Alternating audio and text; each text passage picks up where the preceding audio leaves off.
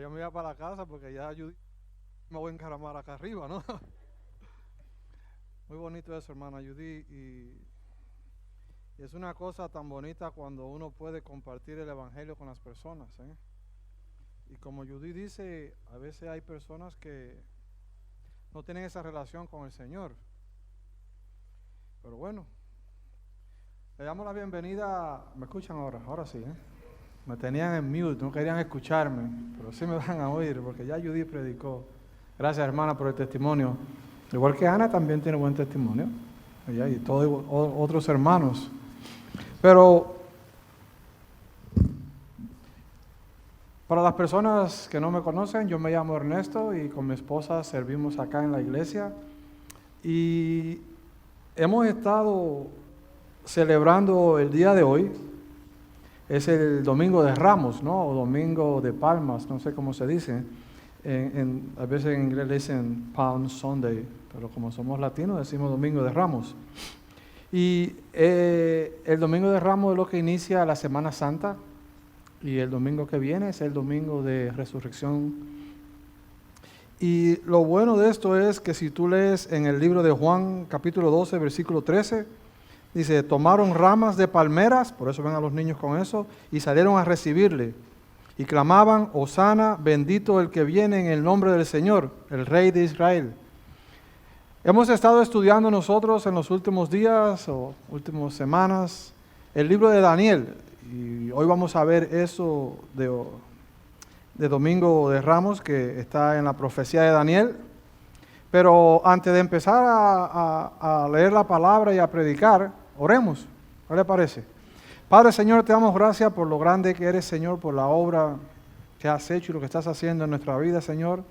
Te pedimos en esta tarde por cada persona presente acá y te pedimos que tu Espíritu nos guíe, Señor, y nos dé sabiduría, nos dé entendimiento, Señor, para buscarte, nos despierte en nosotros el deseo, como dice Judy, esa llama que uno tiene adentro para decir a otras personas acerca de ti, Señor.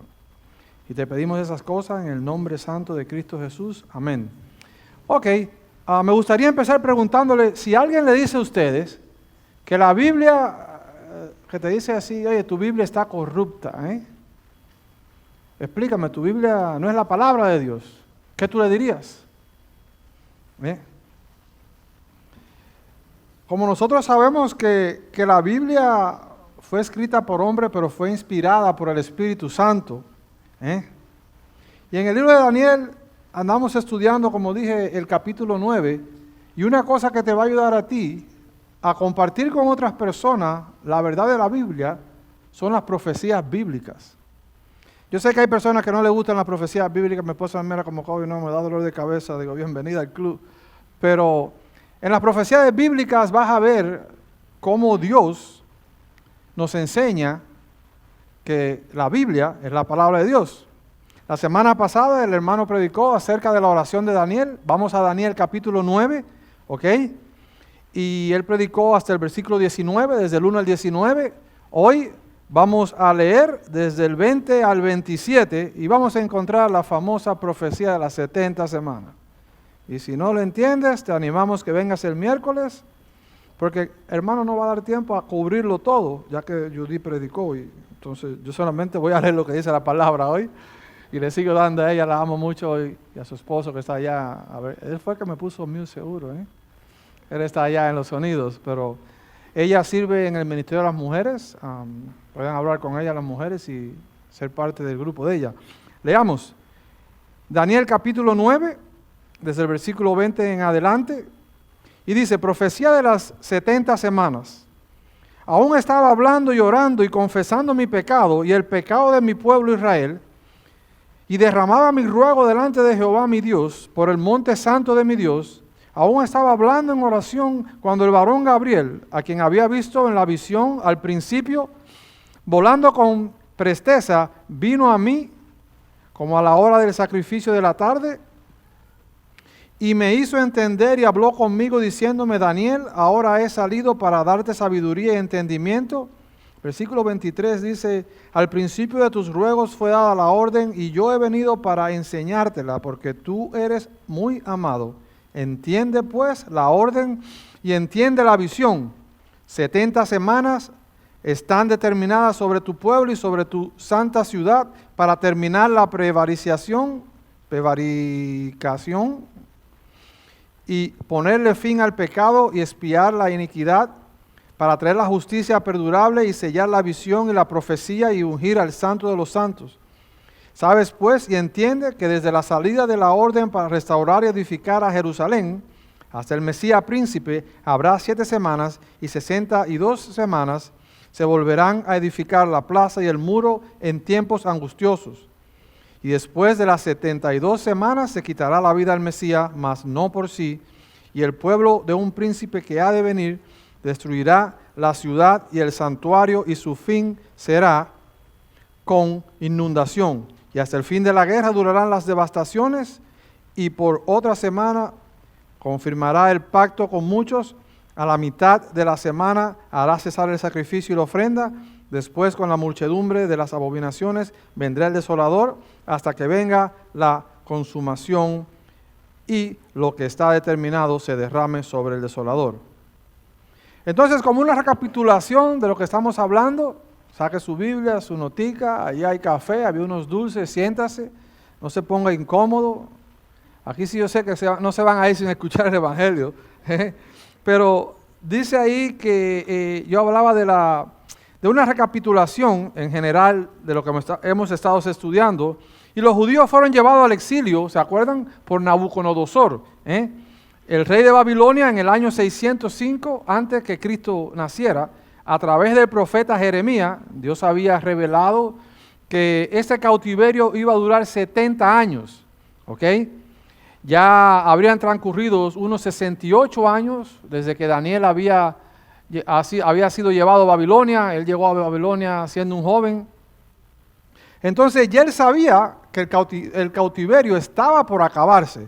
Entonces eso es lo que le mueve a él a orar, y está pidiendo por el retorno de los exiliados y la restauración de Jerusalén, del verdadero culto de adoración a Dios en el templo de Jerusalén. Entonces, mirando y ya sabiendo eso de antemano, vamos a leer ahí en el versículo 21 al 23, ya lo habíamos leído, pero vamos a empezar a escudriñar la palabra. Y dice el 21 ahí: aún estaba hablando en oración cuando el varón Gabriel, a quien había visto en la visión al principio, volando con presteza, vino a mí.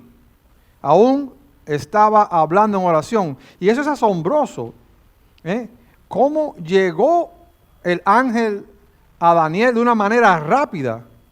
Y deja preguntarte, ¿cómo tú oras? ¿Tú oras en tu mente?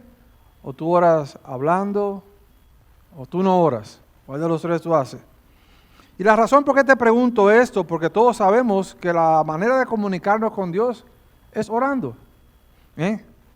Dijo Jesucristo en Mateo 6:8, vuestro Padre sabe de qué cosas tenéis necesidad antes que vosotros la pidáis. Y en algunas veces Dios contesta la oración rápido. Dice en Isaías 65:24, y antes que clamen responderé yo, mientras aún hablan, yo habré oído. Pero hermano, ¿qué sucede cuando usted le habla a Dios y aparentemente el Señor no le responde? Porque Dios se está tardando, el Señor se está tardando en lo que le estoy pidiendo. Y nunca ha pensado que al parecer hay un retraso. A lo mejor Dios te ha hablado y te ha dicho, no te voy a conceder lo que me estás pidiendo, no es la voluntad de Dios. O te lo voy a conceder, pero no es el momento. O Dios tiene un propósito en tu vida en ese momento que está trabajando. Entonces, ¿qué uno hace en ese momento? Uno tira la toalla y dice, ya me voy, el Señor no confío en Él. Porque en muchos casos, hermano, lo que tenemos que entender es, Dios está en control. Y nosotros vamos a seguir al Señor en buen tiempo o en mal tiempo. Uno va a buscar a Dios, no por lo que Dios te pueda dar a ti, sino por quien es Él. Cuando uno llega al entendimiento que Dios es que se lo merece todo, quiere el Señor o no, tenemos que seguirlo, hermano. Es por eso cuando uno hace ese compromiso de seguir al Señor, eso es para buen tiempo y mal tiempo. Si estás ahorita en una oración esperando que el Señor te responda algo, no pierdas la fe. Lo que no te das cuenta es que a medida que vamos pidiendo al Señor y estamos orando, la relación con Dios se estrecha más y más, y el Señor te puede llevar a otro nivel espiritual donde tú lo puedes conocer más profundamente. Pero vas a decir, sí, pero que haga como Daniel, que me lo mande rápido. Des en cuenta que el ángel llegó volando con presteza, y ese es uno de los pocos lugares en la Biblia que nos enseña que los ángeles vuelan. Brincamos, dice ahí Daniel, y vino a mí a la hora del sacrificio de la tarde. Este es un momento especial del día. Acuérdense que están ellos en el cautiverio y no hay un templo donde se hacía a esa hora el sacrificio. Moisés ofreció el cordero de Pascua en Éxodo 12:6. ¿Y a qué hora fue crucificado Jesucristo? A esa misma hora. Está en Mateo 27:45. Entonces esa hora fue que se le reveló a Daniel. Dice el verso 22, y me hizo entender y habló conmigo diciéndome, Daniel, ahora he salido para darte sabiduría y entendimiento. Versículo 23, al principio de tus ruegos, amado, al principio de tu ruego fue dada la orden y yo he venido para enseñártela porque tú eres muy amado. Entiende pues la orden y entiende la visión. Hay una cosa que me llama la atención cuando yo leo ese versículo. ¿Cuál era la oración de Daniel? Si tú miras del versículo 1 hasta el versículo 20, ¿qué es lo que estaba Daniel? Ahí cuando empecé decía, confesando mi pecado y orando por mi pueblo. Daniel quería saber cuándo se iba a regresar, cuándo se iba a acabar lo que estaba sucediendo con el pueblo. Ellos querían regresar a Jerusalén. ¿Y qué es lo que Dios le da? Des en cuenta, el Señor lo que le da es sabiduría. Y me hizo entender y habló conmigo diciendo, Daniel, ahora te ha salido para darte sabiduría y entendimiento. Versículo 23, al principio de tu ruego, y él dice, y he venido para enseñártela. ¿Y qué más le dice? Eres amado, entiende la visión. Hay veces que nosotros venimos a pedirle a Dios algo y lo que tú le estás pidiendo a Dios no es lo que Dios tiene para ti. En ese caso, él estaba pidiendo qué iba a pasar con el pueblo judío, y el Señor, ¿qué es lo que le da? Le enseña lo que va a pasar con el pueblo judío, y no solamente le enseña eso, hermano. Él le dice, se le revela que los judíos regresarán a su tierra, a Jerusalén, más adelante lo leí, y ¿qué dice? Le da sabiduría y entendimiento. Y acerca que le da sabiduría y entendimiento, el Señor pone su atención en una cosa más grande todavía. Y eso sucede en nuestra vida. Dios tiene otros planes para nosotros. Hay veces que nosotros queremos algo y Dios tiene algo mejor para nosotros. En este caso, Él pone ¿en qué? En la aparición del Mesías. Des en cuenta, versículo 23, al principio de tu ruego fue dada la orden y yo he venido para enseñártela porque tú eres muy amado. De nuevo, entiende pues la orden y entiende la visión, le da sabiduría, entendimiento. Y tanto Daniel y el apóstol Juan eran dos personajes bíblicos que eran conocidos por su relación de amor con Dios. Y si voy un poquito rápido, voy a bajar, pero el reloj lo tengo al frente, no se van a enojar si me paso 5 minutos, ¿no? Pero a la misma vez, Daniel y Juan eran conocidos ¿por qué? Por sus sorprendentes mensajes proféticos. Y tú dirás, uy, qué bueno es sentir que Dios te ama. Hermano, Dios lo ama a usted. ¿Ok? Dice la palabra en Romanos 5:8, pero Dios demuestra su amor por nosotros en esto, que aún todavía cuando éramos pecadores, Cristo murió por nosotros. Dios nos ama. Y a veces, como decía Judy, y hoy te voy a coger de ejemplo, Judy, disculpa, andamos con ese vacío en nuestro corazón. Y lees la Biblia y no entiendes. Y andas con ese vacío, pero ¿por qué yo? ¿Por qué me sucede a mí? Pero en ese contexto de la oración de Daniel, volvemos al libro de Daniel, entra en el versículo 24. Vamos al 24, que ese es el título. 70 semanas están determinadas sobre tu pueblo y sobre tu santa ciudad. Y la palabra que la Reina Valera, la versión Reina Valera traduce aquí, es el plural del hebreo, shabuwa. ¿Hablo bien hebreo? Es necesario entender eso, que significa una unidad o 7 periodos de 7, y puede referirse tanto a 7 días, una semana, ¿no? Como a 7 años. El texto dice simplemente se refiere a 70 periodos de 7 que están determinados sobre tu pueblo y sobre tu ciudad. Y cuando uno calcula matemáticamente, yo no era muy bueno en matemática, cuando uno calcula 70 por 7 son 490. Y tenga presente que los años proféticos son de 360, no son de 365 años. Y tal vez te pierdas un poquito aquí, hermano. Pero si te pierdes, no te preocupes, yo te voy a llevar de la mano. Así que el ángel se refiere a 70 unidades de 7 años, es decir, 490 años. Estos años comenzaron a correr en el momento que fuera promulgado un edicto para la restauración y edificación de Jerusalén, y concluye, ahí lo dice, con la aparición de la muerte del Mesías. Nota el versículo 25 de Daniel capítulo 9. ¿Sabe pues y entiendes que desde la salida la orden para restaurar y edificar a Jerusalén hasta el Mesías príncipe, habrá 7 semanas y 62 semanas se volverán a edificar la plaza y el muro en los tiempos angustiosos, y después de las 62 semanas se quitará la vida del Mesías? En este momento, como le decía anteriormente, no vamos a meternos de profundo en lo que es la profecía. El miércoles vamos a estar por acá, pero esto va a tocar la próxima semana, y si alguien quiere tomar un curso del libro de Daniel, está también disponible, pero hay que sentarse a conversar acerca de eso. Entonces, estas 70 semanas, que ya sabemos que se refieren a 70 periodos de 7, Gabriel la divide en 3 porciones. Voy a tratar de hacerlo sencillo. 7 semanas, es decir, 49 años. La segunda porción, 62 semanas, es decir, 434 años. Y primera semana, es decir, 7 años. Todas estas juntas suman 490 años. Y esas 3 partes constituyen parte de la historia del pueblo de Israel, con características particulares en cada parte, hermanos. En los primeros 49 años, ahí te dice que Jerusalén será restaurada y reedificada. Y esta profecía se cumplió en la época de Cedras y de Nehemías. Puedes leerlo en la Biblia, cómo se levantaron el muro y esas cosas. Luego viene un largo periodo de 434 años, son las otras 62 semanas, que son los años que mediaron entre el último profeta del Antiguo Testamento, Malaquías, y la aparición del Señor Jesucristo en el Nuevo Testamento, sumando entonces los 49 años del primer periodo y los 434 del segundo periodo. Es lo que Gabriel está relevando exactamente, que van a ser 483 años después que se emite esa orden, y es cuando viene el Mesías.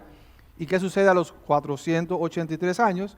Llegamos al Domingo de Ramos.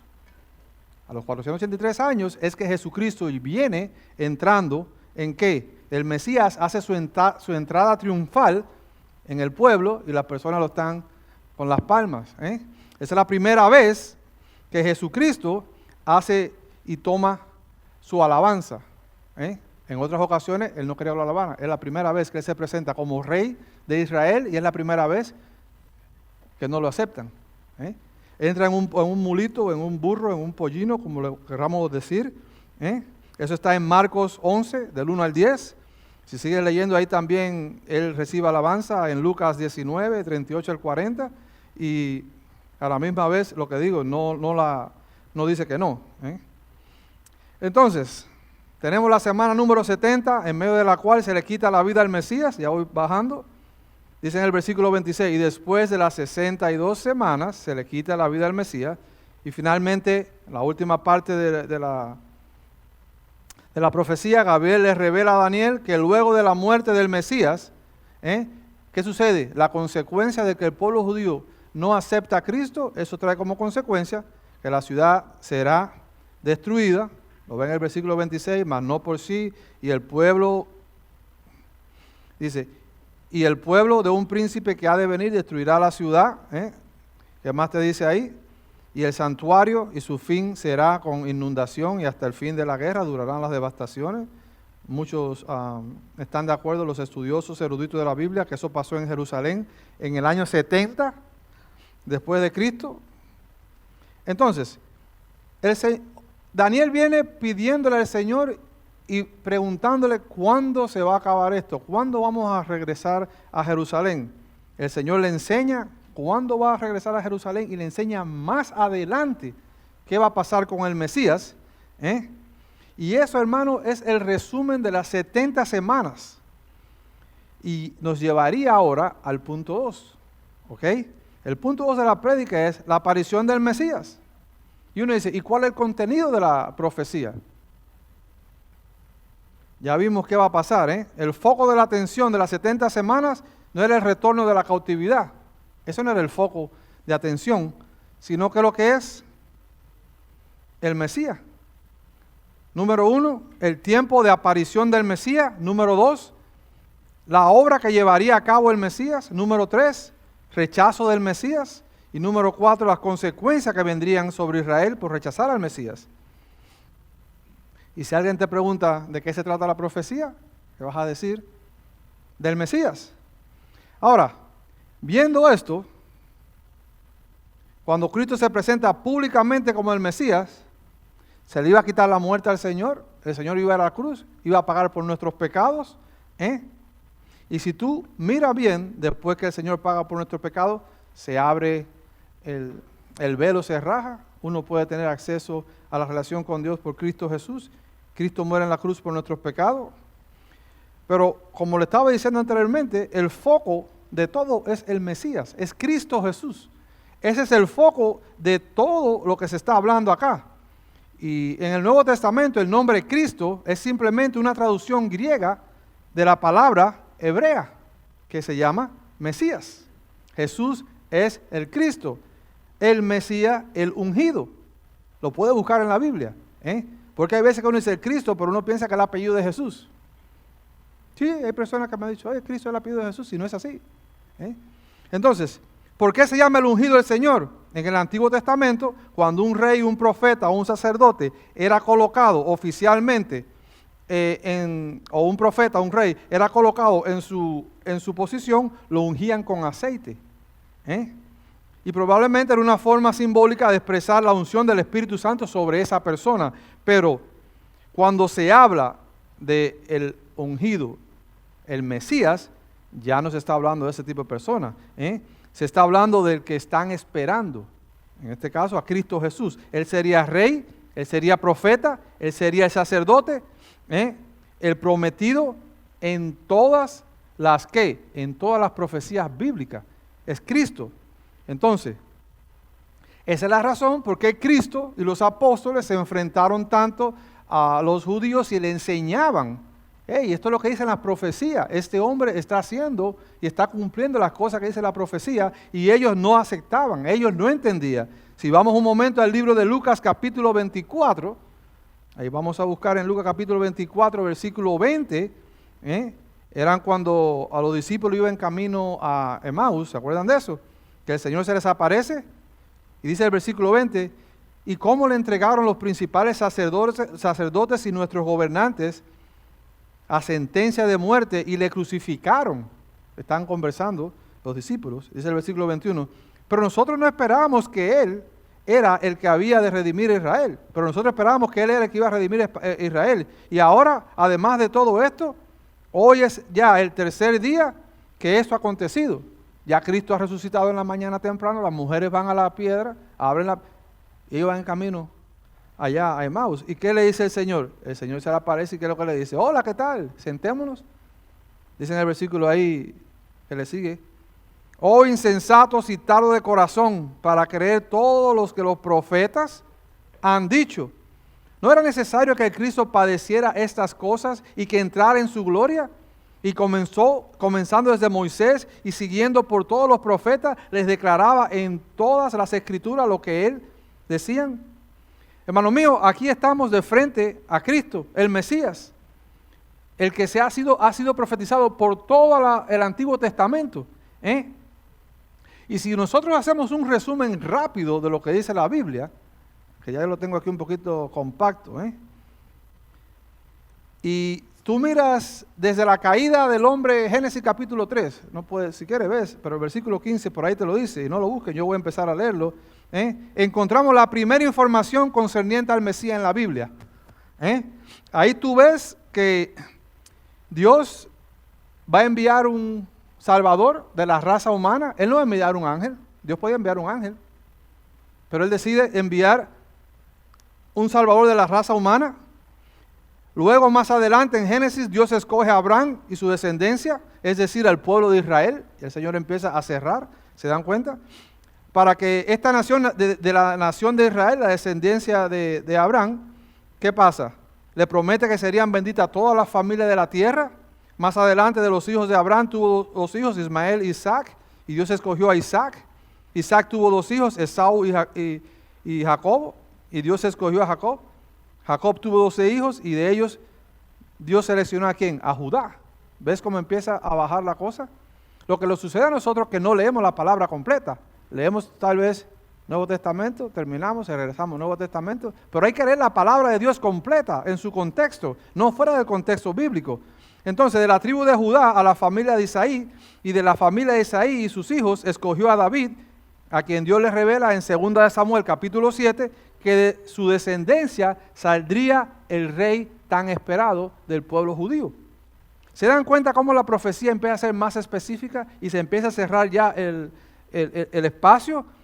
Sería un hombre, sería judío, sería de la tribu de Judá, de la familia de Isaí y de los hijos de David. Y si sigues llegando, entonces llegamos al profeta Isaías, que dice Isaías siglo 8 antes del nacimiento de Cristo. Nos topamos con Isaías. ¿Y qué dice Isaías? En el capítulo 7 anuncia una profecía sorprendente.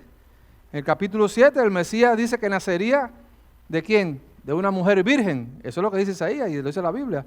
Y que sería llamado ¿cómo? Emmanuel. ¿Y qué quiere decir Emmanuel? Dios con nosotros.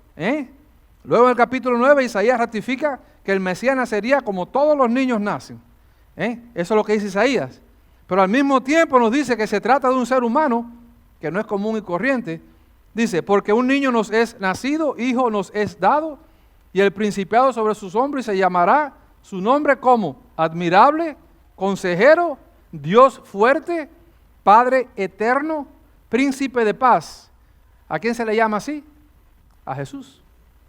¿Se dan cuenta? Este niño nacería como un niño, pero al mismo tiempo es persistente hijo de Dios. Se le llama consejero, admirable, Padre eterno, Dios fuerte y príncipe de paz. Y más adelante en el capítulo 53, búscalo, capítulo 53 de Isaías, ahí nos vamos a quedar ahí unos minutitos. Escribe una de las profecías más extraordinarias por los detalles que tiene del Antiguo Testamento. Y habla cómo Cristo sería desparcido y desechado. Dice en el versículo 4, vamos a leer Isaías 53, versículo 4. Ciertamente llevó Él nuestras enfermedades y sufrió nuestros dolores, y nosotros le tuvimos por azotado, por herido de Dios y abatido. Mas Él herido fue, ¿por qué? Por nuestras rebeliones, molido por nuestros pecados. El castigo de nuestra paz fue sobre Él, y por su llaga fuimos nosotros curados. Dice que todos nos descarriamos como ovejas. Cada cual se apartó por su camino, mas Jehová cargó ¿en quién? En Cristo Jesús el pecado de todos nosotros. Angustiado Él y afligido no abrió su boca. ¿Cristo abrió la boca cuando lo jugaban? No. Dice que como cordero fue llevado al matadero, y como oveja delante de sus trasquiladores enmudeció y no abrió su boca. Cristo es la oveja, el cordero de Dios. Eso fue lo que dijo Juan el Bautista, que quita el pecado. Por cárcel y por juicio fue quitado, y su generación, ¿quién la contará? Porque fue cortado de la tierra de los vivientes, y por la rebelión de mi pueblo fue herido. Y se dispuso con los impíos sus sepulturas, mas con los ricos fue su muerte. Él murió con dos impíos en la cruz, uno al lado del otro. ¿Y qué más dice? Y su sepultura, mas con los ricos fue su muerte. ¿En qué tumba quedó él? De Arimatea, que era rico, ¿no? Aunque nunca hizo maldad, ni hubo engaño en su boca. Ese es Cristo Jesús. Versículo 10, Isaías 53. Con todo eso Jehová quiso quebrantarlo, sujetándolo a padecimiento, cuando haya puesto su vida en expiación. ¿Por qué? Por el pecado. Verá linaje, vivirá por largos días, y la voluntad de Jehová será en su mano prosperada. Verá el fruto de la aflicción de su alma, y quedará satisfecho. Por su conocimiento justificará mi siervo a muchos. Nosotros somos justificados ante Dios por Cristo Jesús, no por lo bueno que tú eres, Es por Cristo que somos justificados nosotros, y llevará las iniquidades ¿de quiénes? De ellos. ¿Qué más dice el versículo 12, Isaías 53? Por tanto yo le daré parte con los grandes, y con los fuertes repartirás despojo, por cuanto derramó su vida hasta la muerte, y fue contado con los pecadores, los dos a los lados. habiendo Él llevado el pecado de muchos y orando por los transgresores. Si tú miras en la cruz, ¿qué decía Cristo? Padre, perdónalos, que no saben lo que ellos hacen. Entonces, si tú miras, ahí está en detalles todas las cosas, otras profecías bíblicas. Y vamos a ver un momentito otra profecía, Miqueas capítulo 5, versículo 2, donde el Señor le revela que el Mesías, Cristo Jesús, nacería de una pequeña aldea llamada Belén. Miqueas capítulo 5, versículo 2, y ya voy más rápido porque el tiempo me premia, ¿no?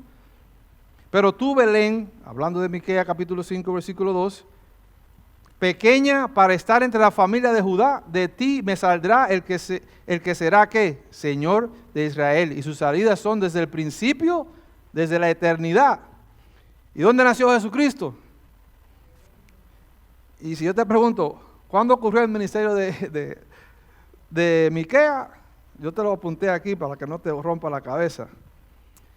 Dice que Miqueas tuvo su ministerio en los años 740, 697 antes de Cristo, aproximadamente. Este profeta escribió 700 años antes que Cristo naciera. ¿De dónde iba a nacer el Mesías? ¿De dónde iba a ser Cristo? Entonces, tú me puedes decir que eso no es verdad. Si te das cuenta, Dios fue revelando el ministerio poco a poco, añadiendo datos de este Redentor, del Mesías. Entonces, cuando una persona te pregunta a ti, la Biblia no es la palabra de Dios, tú pregúntale, explícame cómo un hombre escribió 700 años de otro que iba a nacer, el lugar de cómo iban a morir otros profetas. Y si tú miras profecía por profecía, Cristo toda la va cumpliendo. Toda la va cumpliendo. Sería un miembro de la raza humana, un descendiente de Abraham, de la tribu de Judá, de la familia de David. Nacería de una virgen en la aldea de Belén y sería llevado a la muerte como un criminal, aunque como dice Isaías, no hizo maldad ninguna, no había engaño en su boca. Y repito, no hay más tiempo para seguir, porque si no, siguiéramos enumerando otras. Dice que sería traicionado por uno de los suyos, vendido exactamente por 30 piezas de plata. Eso está en Zacarías capítulo 11, que escribió mucho antes que Cristo naciera. Que ese dinero sería arrojado a la casa de Dios, que sus manos y sus pies serían traspasados, que se repartirían su vestido, echando suerte, que le darían hiel y vinagre cuando tuviera sed. Todo eso fue dicho antes que Jesucristo naciera. Pruébame tú a ver cómo la Biblia no es la palabra de Dios. No hay ninguna duda que la identidad de este Mesías prometido y tan ampliamente profetizado en el Antiguo Testamento se llama Jesucristo. No hay duda alguna que la palabra de Dios, ¿qué es lo que es? La Biblia. Y ya para terminar, 3 puntos para aprender de la profecía bíblica. El punto 1 que podemos aplicar. Ahí está en un papelito. Las profecías cumplidas nos muestran la dureza del corazón humano. Hermanos, los judíos que estaban crucificando a Jesucristo y gritaban, crucifíquenlo, crucifíquenlo, se sabían las profecías. ¿Se acuerdan cuando nació Jesucristo que Herodes mandó a matar a los niños? ¿Se acuerdan de eso? Él mandó a buscar a todos los escribas y fariseos, los líderes religiosos, y le preguntó, ¿dónde va a nacer el Mesías? Le dijeron, según la profecía, van a nacer en Belén. Ellos sabían. ¿Ustedes creen que ellos no sabían? Pero aún así, teniendo las escrituras en sus manos, conociendo todas estas profecías acerca de Cristo, no, lo crucificaron, lo mataron. La evidencia está ahí, hermano. El hombre no cree, o tú no crees más específicamente, no es por falta de evidencia. La evidencia está ahí. Lee historia, busca la Biblia, háblala. Y tú vas a ver si la evidencia no está ahí. El hombre no cree por la dureza del pecado que hay en su corazón. Esa es la razón por qué el hombre no cree en la Biblia. Esa es la razón por qué el hombre no se somete a Dios. No es porque Dios no escribió la Biblia y te enseñó desde Génesis. Después que el hombre peca, acabando de pecar, dijo, oye, aquí está el Salvador, ya viene. Y por todos esos años Él ha estado escribiendo y enseñando a través de los profetas qué va a suceder. No es por evidencia. Déjame decirte, va a venir el día que Dios no va a jugar. Nos quedan 2 minutos. Va a venir el día que Dios no va a jugar. Va a juzgar a todo el mundo. Y dice la palabra en Filipenses 2:10, en el nombre de Jesús se va a doblar toda rodilla de los que están en los cielos y los que están en la tierra y debajo de la tierra. Y toda lengua va a confesar que Jesucristo es el Señor para la gloria de Dios. Tu lengua va a confesar así tú quieras o no quieras, incluyendo también vas a doblar las rodillas. Segundo punto, las profecías bíblicas dejan al incrédulo sin excusa. Dios de antemano, como dije anteriormente, escribió todo lo que iba a pasar, desde Génesis hasta Apocalipsis. La palabra de Dios es clara. Y no lo digo para humillar o ofender a cualquier persona que no cree en la palabra de Dios. Investiga, mira tú, busca, escudriña las Escrituras, lee.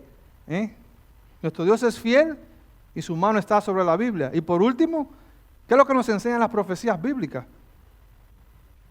Es el último punto, que las profecías bíblicas nos demuestran cuál es el verdadero problema del hombre y su única solución. Te pregunto, ¿quién es el centro de las profecías bíblicas en el Antiguo Testamento? Cristo Jesús. ¿Y qué es lo que anunciaban las profecías bíblicas? ¿Qué es lo que anuncian? La llegada del Mesías. Y vamos a hacerlo un poquito más, a cerrarlo. ¿Qué es lo que dice Daniel capítulo 9, donde estamos escribiendo en el versículo 24? 70 semanas estarán determinadas sobre tu pueblo y sobre tu santa ciudad. ¿Para qué? ¿Para terminar con qué?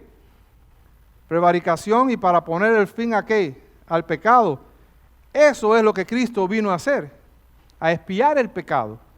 Cristo vino a salvar a los hombres del pecado. Cristo no vino para que te hicieran rico, como predica mucha gente. Cristo no vino a eso. La paga del pecado es la muerte. Eso es lo que dice la palabra de Dios. La paga del pecado es la muerte. Pero nosotros, aunque muéramos, no podemos pagar. Y el problema del hombre no es el dinero. El problema del hombre, el hombre está maldecido ¿por qué? Por el pecado. Eso es lo que no aguanta el hombre. Eso es lo que el hombre se aparta de Dios. Hay veces que las personas piensan que, no, yo soy una buena persona, como decía Judith. ¿Sabes qué? Tal vez a los ojos de la sociedad, tú eres bueno. Pero a los ojos de Cristo, eres un pecador. Y esa es la mala noticia, que no te enseñan en ninguna iglesia, que somos pecadores.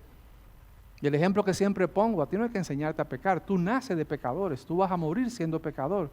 Pero alabado sea Dios, porque ahora vienen las buenas nuevas. Y las buenas nuevas que te dicen, que Dios te ama y que Dios mandó a su Hijo Jesús a morir en la cruz, como te enseña ahí, en la última parte de la profecía, a terminar y a poner fin al pecado. Eso es lo que es el Evangelio. Y lo último, para ya concluir, yo siempre le pregunto a las personas, ¿tú crees en Cristo Jesús? Yo te lo digo en tu cara, a mí no me da pena. Pueden llamar al pastor después si quieren. Si tú te mueres hoy, ¿a dónde vas? ¿Nunca has pensado en la muerte? Y hablaba temprano y le decía, ¿usted ha entrado en un funeral predicando? No, uno está predicando, el muerto atrás parado, y uno mira hacia atrás. Y nosotros nunca pensamos que vamos a estar ahí. El trabajo de nosotros y de todos, no solamente del pastor y nosotros, es predicar el Evangelio. Eso fue lo último que dijo Jesús, ir por todo el mundo. ¿Y qué le dijo en Mateo 28? Predicar a toda criatura. Entonces yo te pregunto, ¿tú has aceptado a Cristo Jesús en tu corazón? ¿Alguna vez tú le has dicho, Señor, ven, te entrego mi alma? ¿O tú estás como los fariseos que tienen la revelación? Porque ya los fariseos no tienen excusa. Tenían ellos la profecía. Nosotros tenemos la revelación de la palabra completa. Ya tú sabes qué va a pasar al fin, que Cristo viene por su iglesia. Y tú sabes que Cristo derrotó al diablo en la cruz. Y si tú crees en esa muerte de Cristo, y no solamente en la muerte, porque el poder del Evangelio está en la resurrección de Cristo en el tercer día. Si tú crees en esa muerte y resurrección, lo que dice la palabra es que tú serás salvo. Eso es lo que dice la palabra de Dios, hermano. Y la pregunta es, ¿tú crees en esa muerte y resurrección? Tú puedes decir amén. No me lo tienes que decir a mí. Si tú no crees en eso y estás como la hermana Judy, que no sabía qué hay que hacer, lo único que hay que hacer, hermano, es entender que somos pecadores. Padre, soy un pecador. Me arrepiento del pecado. Te entrego mi alma. Ven, Señor, sálvame. Sé el Señor. Por eso le decimos, Señor, sé el Rey de mi vida. Y cuando uno hace eso, hermano, uno cree en lo que es la muerte y resurrección de Cristo Jesús. Resucitó al tercer día. Lo vamos a ver el domingo que viene. En esta semana, una semana triste a veces, uno dice que es triste, pero a veces me pongo contento porque yo sé que se va a resucitar el tercer día. Es como ya yo vi la película hasta el final. Es cierto. Tenemos la revelación de la palabra. Yo sé que el Señor se levantó el tercer día con poder y gloria, probando que Él es Dios, probando que Él tiene control sobre la vida y sobre la muerte. Y todo aquel que cree en esa muerte y resurrección nunca muere, sino tendrá vida eterna con Él. Y si tú crees en eso, lo único que tienes que hacer es orar. Oras, le pides a Dios que venga a tu vida y ya. Si quieres orar, estaremos siempre aquí al final del servicio, sentado o parado acá, para orar por ti. Si estás enfermo, si necesitas oración, te esperamos acá. Vamos a orar, hermano. Me pasé 5, pero está bien, ¿no, verdad? Padre, Señor, esto siempre me apoya. Ustedes no me apoyan. Padre, Señor, te damos gracias, Señor, por lo grande que eres, Señor, y te pido, Señor, por cada persona presente acá, Señor. Señor, venimos a ti con un corazón humilde, Señor, pero sabemos que en Cristo Jesús hay salvación. Sabemos, Señor, que tú triunfaste, Señor. Sabemos que tú estás en control y cualquier necesidad que tengamos, Señor, podemos venir a ti. Podemos venir a ti pidiendo sanidad, Señor. Podemos venir a ti con cualquier carga que tengamos arriba nosotros, Señor. Señor, gracias por las personas presentes. Señor, gracias por tu palabra, que prueba que tú eres Dios, que prueba que la Biblia es la palabra de Dios, Señor. Gracias por tu Hijo Jesús, que murió en la cruz por nosotros. Y todo eso te lo pedimos en el nombre santo de Cristo Jesús. Amén.